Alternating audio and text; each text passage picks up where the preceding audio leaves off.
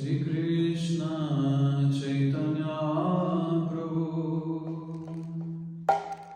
Jive Doya Kori Saparshad Sri Radha Shabaya Patari Shri Krishna Chaitanya Prabhu Jive Doya Kori Saparshad Sri Radha Shabaya Atanta durlabha prema purivare dana shikaye sharanagati bhavate Atyanta durlabha prema purivare dana shikaye sharanagati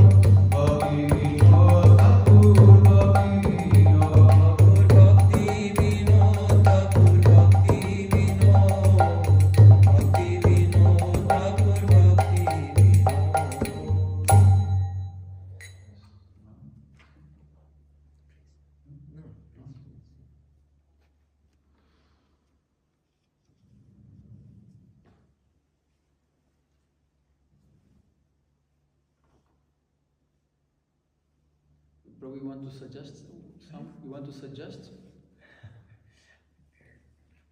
Madhurashtaka was good, Maharaj. Madhurashtaka. You like Madhurashtaka, huh? Yeah. Okay.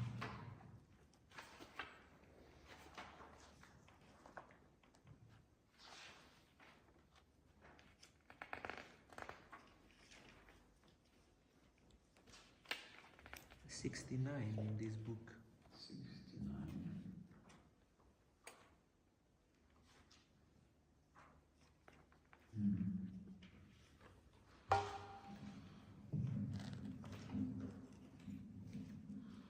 Adharam madhuram vadanam madhuram nayanam madhuram hasitam madhuram hridayam madhuram gamanam madhuram madhuradipate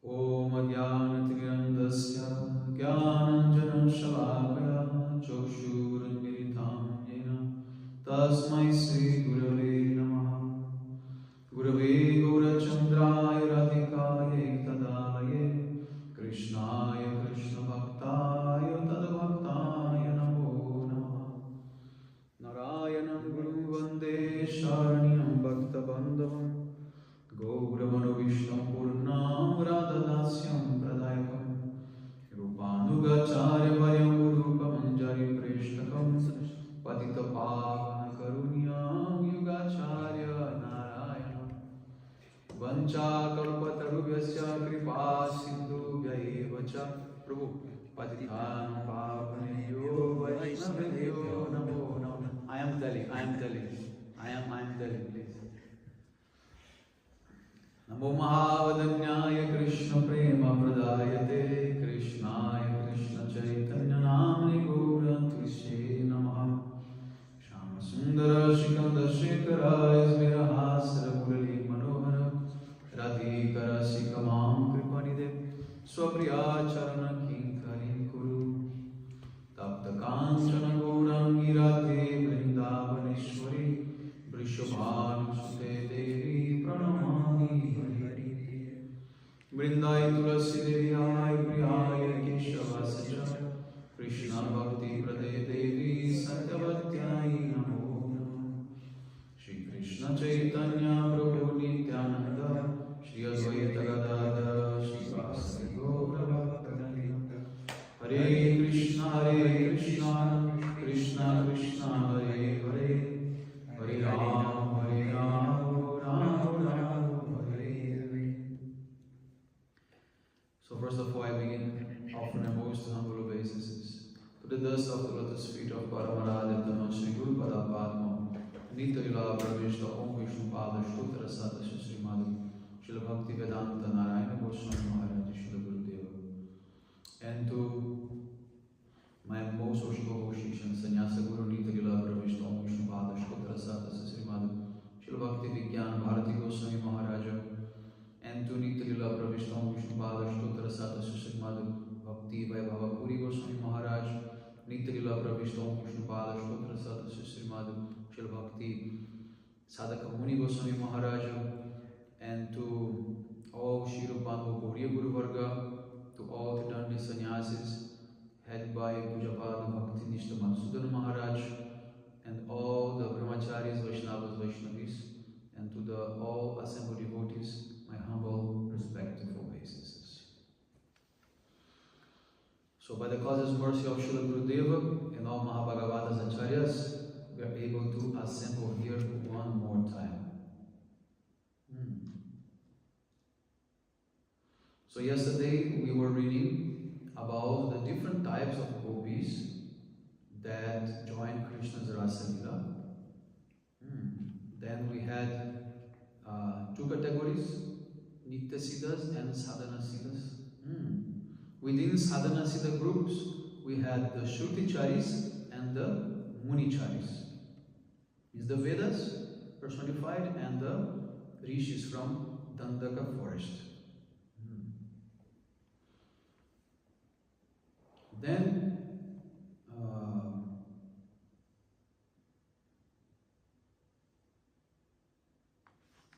now we are discussing why some gopis they were held behind. Why they could not join the Rasa Leela. You remember what was the reason? Sound fruit. No, why some gopis they could not join Krishna? But there is one reason he was mentioning, that they had babies. Those gopis who had babies, they could not join.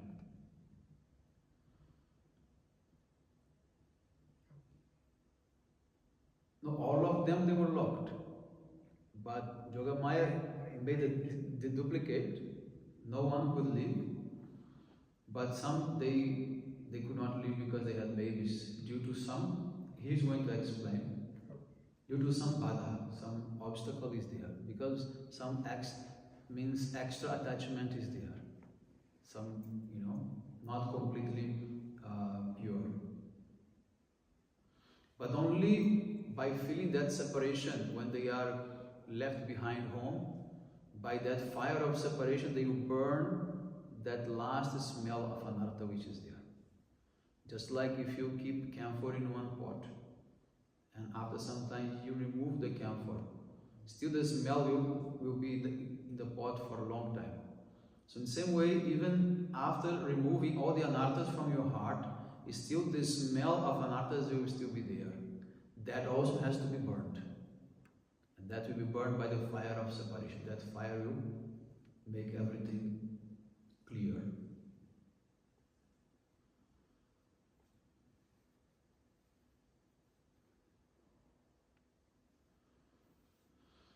So now, in his comments on the 10th canto, Srila Kavikarnapur Goswami also states that those gopis who had children were prevented from going to meet Krishna. As seen from later verses such as this, Krishna said, "Your mothers, fathers, sons, brothers and husbands are searching for you." So means Krishna said that they have a son. And the gopis replied, "But you have advised us that the proper religious duty for women is to faithfully serve their husbands, children and other relatives. Giving up husbands and sons, we have come to you." Without trying to repeat all his thoughts on this verse, we will give the gist of his purport. Now the purport of Shikali Karnapur is being given. Upon seeing the sweetness of Lord Ram, the sages who were worshippers of Lord Gopal immediately became elevated to the mature platform of spontaneous devotion, automatically reaching the stages of Nishtha, Ruchi, Ashakti and Bhava. However, they had not yet attained perfection and become completely free from all the material contamination. Nevertheless, Sri Yogamaya Devi arranged for them to take birth in Gokula from the wombs of gopis and become cowherd girls. By associating with Sri Radha and other eternally perfect Nityasiddha gopis, some of these new gopis fully manifested Purvaraga, loving attraction for Krishna, as soon as they reached puberty. This kind of attraction develops even before one meets the beloved. When these new gopis attain the direct association of Krishna, all their remaining contamination became burned up, and they achieved the advanced stages of prema, sneha, and so on. So basically what he's saying is that after meeting with Lord Ram, they were totally upgraded to take birth in Gokula, in Krishna Lila, from womb of one gopi and born as a gopi. But you can understand also that he told that they were not completely pure, even though in the stage of bhav. And what is that? That's what I said about the smell of the anartha that is there. And then I also mentioned the other day that after performing Kateni Vrata, they cannot join directly the Rasa Lila. They have to be trained in the association of Radha and others until 10 months to come to next Kartik. So here he's also saying that by associating with Radha and the other Nityasiddha gopis, they manifested Purvaraga. Purvaraga means the anticipation of meeting, means the separation you feel before you meet. They never met Krishna, so how they can miss Krishna if they never met him? Yes, because they heard about him. There are many ways of feeling Purvaraga. Means by hearing about him or by seeing any type of contact they can have that will provoke this Purvaraga. Purva means before. So this raga, this loving attachment before the real meeting with Krishna, that will make that fire. That fire will be able to extinguish any remaining trace of anarthas or any type of attachment. And then after that, when they come in contact with Krishna directly, then they go from prema to sneha, mana, pranaya, rag, anurag, bhav, mahabhav, rudh, adirudh, madanakya, mahabhav, and all different stages. Even though they were in the company of their cowherd husbands, by the power of Yoga Maya, the gopis remain unsullied by desire. I don't know the meaning of this word. The gopis, they remain without any type of physical contact or intimate contact with them, with the husbands. Rather, they were situated in purely spiritual bodies that Krishna enjoyed. On the night they heard the sound of Krishna's flute, their husbands tried to stop them. But by the merciful assistance of Yogamaya, the sadhana Siddha gopis were able to go forth to their beloved together with the Nitya Siddha gopis. Other gopis, however, because of not getting the good fortune of associating with Radha and other Nitya Siddha gopis, had not achieved the stage of prema, and so their contamination was not completely burned away. So, this is one more evidence that without guidance of Radharani, no one can serve Krishna. These gopis are not manjaris, they are sakhis. But nevertheless, they have to go under Radharani's, under Lalita, Vishakha. There is no way to go independently like. Otherwise, even Chandravari, according to this Sakhi's mood, they should go under the guidance of any other Nitya Siddha gopis. So they were not able to join because they had this remaining contamination. So they enjoyed intimately with their cowherd husbands and gave birth to children. But a short time later, even these gopis developed their urvaraga by hankering intensely for the intimate physical association of Krishna, a hankering they acquired by associating with the advanced gopis. Becoming worthy recipients of the mercy of the perfected gopis, they assumed the spiritual bodies fit to be enjoyed by Krishna. So only after developing Purvarag, then they became eligible, before not. Even by austerities they could not. Like Katha is only austerities. Because they had no contact with Krishna prior to that. Krishna comes at the last day to give them mercy. From that point, those who perform Katha, they had contact with Krishna, otherwise not. But only looking from distance and talking, no any other contact. Only later on, 10 months later, they came for rasa.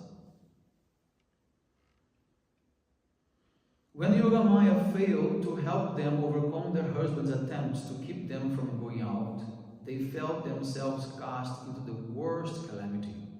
So even Yogamaya could not help these gopis. They were not fit. So when their husbands stopped them, Yogamaya could not make a duplicate body. Viewing their husbands, brothers, fathers, and other family members as enemies, they came close to dying. Just as other women might remember their mothers or other relatives at the time of death, these gopis remembered the sole friend of their very life, Krishna, as stated in the present verse of the Bhagavatam, beginning with the word Antar. Yes, this verse starts with Antar. Antar Griha Gata. Gopis, they cannot think about their relatives. They have no attachment. Even though some of them, they could have children and intimate relation with husband, but no attachment, no desire for any further relation with them. It is implied that those gopis were not able to exit because they were held back by their husbands, who were standing before them with sticks in their hands, scolding them. Although these gopis were perpetually absorbed in love for Krishna, at that particular time, they meditated upon him and cried out within, Allahs, Allahs, O only friend of our life, O ocean of artistic skills within the Vrindavan forest, please let us become your girlfriends in some future life, because at this time we cannot see your lotus-like face with our eyes. So be it, We shall look upon you with our minds. Lamenting in this way, the gopis shut their eyes and meditated deeply upon Shri Krishna. So that was actually an arrangement for them to be put aside so that they could feel this deep separation. And that what happened with their love increased. Whenever there is some boundary, some obstacle, what happens? The love only increases. Like you have a small river flowing, right? If you put a boundary in that river, what will happen? The water level will increase. Increase as much as you put, the more that will increase, and what will happen? The power and the pressure of that water will also increase. So in the same way, Krishna, he puts obstacles to all the gopis. That is to increase their love, so that we will be able to break and wash thoroughly the remaining part when that is broken. But when the dam is broken, that water can wash anything. But before it wasn't able to wash, because there was no pressure. So, this is somehow, to some extent, this is what we should try to realize. That actually, we are put in such situation because now we are, condensing our love. Now we are far away from Krishna. We already heard about him. We already heard about Radharani. Now we have some attraction, but not enough. Therefore we are bound in this material world. From the moment we will have ashakti, very intense attachment, deep attachment, then our love will be strong enough. Then we can upgrade to bhava. Then we realize, then we can serve. Till that moment, our life will be full of obstacles, just to make our love stronger and stronger.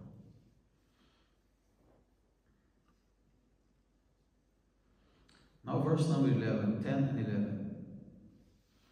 For those gopis who could not go to see Krishna, intolerable separation from the beloved caused an intense agony that burned away all impious karma.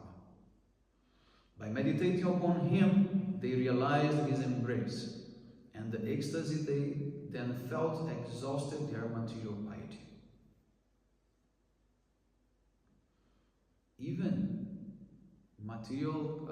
even good karma is a bondage. People think by performing good actions they will be delivered, but good actions make you take birth again, because good actions also give fruits. So if you only do charity and you think this is enough, and helping the poor or whatever, the diseased, you're just making good karma. And you think you're going to be delivered afterwards. No. You have to born again and again. So even that punya has to be burned out. Although Lord Krishna is the Supreme Soul, these girls simply thought of him as their male lover and associated with him in that intimate mood. Thus their karmic bondage was nullified, and they abandoned their gross material bodies. Now the commentary. In order to hide the intimate attainment of the gopis from the gross materialists, Shukadeva Goswami presents an external meaning in this verse. So it's good to understand that when Shukadeva Goswami was speaking, there were so many people gathered, millions of people, everyone with different adhikar. So he cannot speak directly many things, he has to hide. Only those who have eyes to see, they could understand what he's saying. Therefore, Bhagavatam needs a Bhavuka Vaishnava to translate for you. If you take the literal meanings of everything, you won't grasp everything. You want to grasp the deeper meanings of the verses. I remember one time, my Gurudev told that back then in Mathura, in 60s, 70s, 80s, 60s, 60s, 70s and 80s, Gurudev, he began to preach there. Gurudev was in charge of Keshavaji Gauriya Math. And you know, Mathura and Vrindavan, they are famous for, you know, many Panditas. They like Bhagavatam, you know, and they speak Bhagavatam Saptaha and all these things. And gradually, by and by, Gurudev, he was able to attract these Panditas, and, you know, by giving them chance to speak, Gurudev used to organize festivals and invite them and let them speak. Sometimes they even spoke wrong things. No problem. Gurudev let them, like Srila Bhaktivedanta Thakur used to do in the past. Invite all types of speakers, let them speak, and at the end, he summarizes and he clarifies if there was any, you know, misconception, anything like that. So Gurudev used to do like this. And then by and by, he built up trust. And the Panditas, they begin to realize that, oh, Narayana Maharaj, he knows much more than us. And they begin to come to Gurudev to ask questions. Then Gurudev told, you know, they're not supposed to come to me to ask questions about Shastra, because they are Trivedis, Chaturvedis, Brahmanas, they know Sanskrit much better than me. I never studied Sanskrit, Gurudev said. Whatever Gurudev knew was by reading, by studying Shastra, not by going to school of Sanskrit or anything like that. But Gurudev said, the difference is that, although technically they know Sanskrit much better than me, but they don't have the realization, the bhav, to understand the words of Bhagavatam in deeper meaning. And because I did some Guru Seva, because I served my Gurudev, all this realization came in my heart, and I can see things that they cannot see. So in this way, to understand Srimad Bhagavatam, it is very complicated. You need realization yourself, or someone who has realization to put you in that level of understanding. And my Gurudev used to say, every verse of Bhagavatam actually glorifies Srimati Radhika. Not only every verse, every word of Bhagavatam glorifies Srimati Radhika. But Shukadeva Goswami has not even mentioned the name of Radha once in Bhagavatam. Then how all the verses can speak about Radha? Because Shukadeva Goswami, he is Radharani's parent. And he was in deep separation because he was left behind. After Radha and Krishna returned to the spiritual world, they left Shuka behind to speak Bhagavatam. He was in very deep separation mood. If he would speak the name of Radha, then he would faint for 6 months in ecstasy. And he could not complete Bhagavatam for Parikshit Maharaj in 7 days. Therefore, he omits Radharani's names. But those who have realization, they can understand that he is always thinking about Radha, he is always mentioning Radharani there. There are many verses which, like, you know, very clearly mentions about her. Okay, so Shukadeva Goswami is only presenting external meaning to everyone. He's only speaking in a very hidden way. Because in the assembly there were karmis, jnanis, yogis, common people, bhogis, you know, all types of people. And few pure Vaishnavas were there, like Vyasadev, Narada Muni, you know, other great sages, they were also there. They could understand. Maybe Vyas not, but Narada Muni, yes, for sure.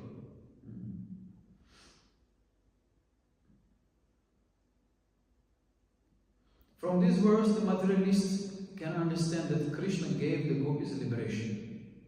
All inauspicious things, dushta shubha, were removed from the gopis' hearts by enduring the suffering of intense separation from Krishna.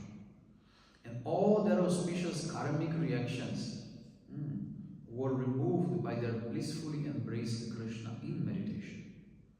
Having thus destroyed all their prarabdha karmas, manifest acts caused by previous deeds, the gopis thought of Krishna as their Bharamur, attained the Paramatma and gave up their bodies. So this is the external meaning. They attained Paramatma, but that's not true. Here they are considering gopis like yogis, but that's not the reality. So Krishna's devotees, however, understand the verse from the following internal perspective. By meditation on Krishna, the gopis experienced both meeting and separation, unlimited happiness and distress simultaneously, and at last attained their desire. The intense pain caused by intolerable separation from Krishna removed all the inauspiciousness things from within the gopis. Seeing the intense agony the gopis endured due to separation from Krishna, thousands of inauspicious things even as fearsome as the subterranean fires of millions of universes or the powerful Kalakuta poison swallowed by Lord Shiva, gave up their identity as tortuous elements, being defeated by the pain experienced by the gopis, and began to tremble. Oh my God, how many things are in the heart of the gopis? Kalakuta poison and the fires of the subterranean worlds. Of course, he's just saying that in a metaphorical way. So what to speak of what is in our heart? Even those who born as gopis, they have to clean their hearts. So what to speak of us, who are still here in this material body? We think we are very advanced, we are very clean and pure. We don't know anything about ourselves actually. What is inside this heart, we can't understand. When the gopis meditated on Krishna, he manifested personally before them. Now endowed with the appropriate identity and mood, the gopis experienced infinite bliss by embracing the astonishing transcendental body of Achyuta, which was full of transcendental love for them. That joy made all their good fortune, both material and spiritual, seem insignificant. In other words, seeing the extreme bliss generated in the gopis by embracing Krishna through meditation, all the sensual pleasures found in millions of universes, and even the supersensory pleasure of spiritual bliss, Brahmananda, became withered, inferior, and insignificant. So nothing is compared to Krishnananda or Premananda. Brahmananda is nothing near that. Jorananda is also nothing near that. Jorananda means material bliss. Whatever we can find in this world, even the life of a king, can never come even close to one drop of what is called Sevananda or Premananda. Therefore, devotees, they are not aspiring for Brahmananda, Jorananda, they only want Sevananda, the bliss of serving Radha Krishna. That's what we want. And that is incomparable. The yogis and the jnanis, they cannot understand what is the meaning of Sevananda. They cannot realize. They are more attached to Atmananda. They want to be happy within themselves. This is what the common people, they preach. Oh, be satisfied within yourself. Be,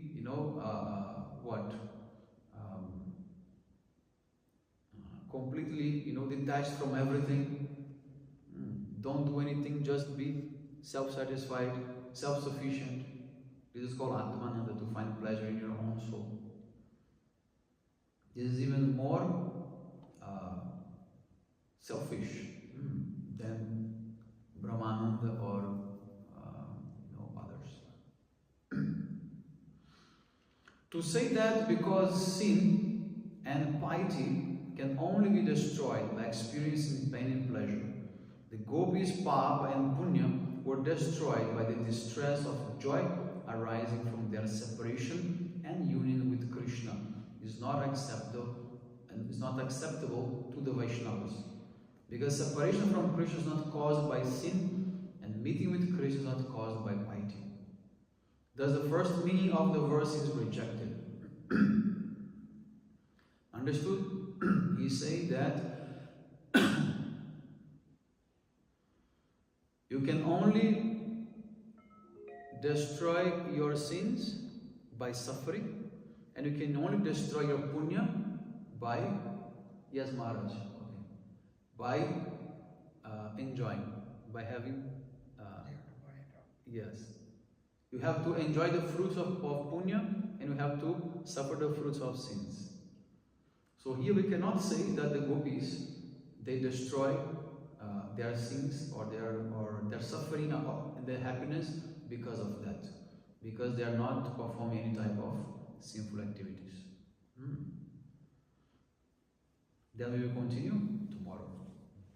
Gaur Pramanande Hari Haribo Vancha Bhavataru Yasha Vipasindhu Devacha Patitam Pavanebhyo Vaishnavebhyo Namo Namo Vishwanath Chakravarti Thakur